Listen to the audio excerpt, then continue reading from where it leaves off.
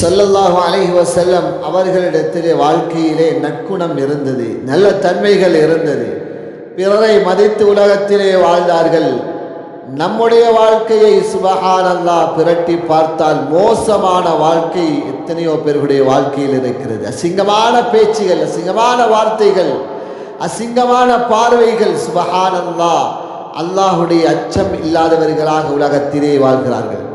ஸல்லல்லாஹு அலைஹி வஸல்லம் அவர்கள் சொன்னார்கள், மோசமானதை செய்யக்கூடியவர்களோ அல்லது அசிங்கமான வார்த்தை பேசக்கூடியவர்களோ இருக்கவில்லை, நிச்சயமாக உங்களில் மிக அழகிய நற்குணமுடையவர் உங்களில் சிறந்தோர் ஆவார் என்றார்கள் ஸல்லல்லாஹு அலைஹி வஸல்லம் அவர்கள்.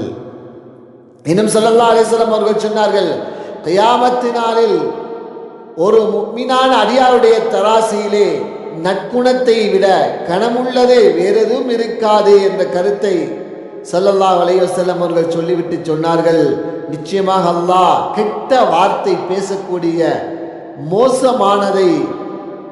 மோசமானவனை சபிக்கிறார் என்றார்கள் ஸல்லல்லாஹு அலைஹி வஸல்லம். அதனால் நல்ல நல்ல வார்த்தைகள் பேசுவோம், நல்ல நல்ல வார்த்தைகள் பேசுவோம்.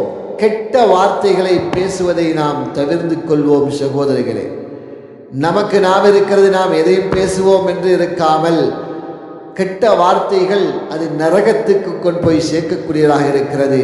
அதனால் நல்ல வார்த்தைகள் பேசுவோம், நல்ல முறையில் மக்களோடு நடப்போம். அதே போன்று நாம் நல்லவர்களாக உலகத்தில் வாழுவோம். அல்லாஹ் பரக்கத்துகளை வைத்திருக்கிறான்.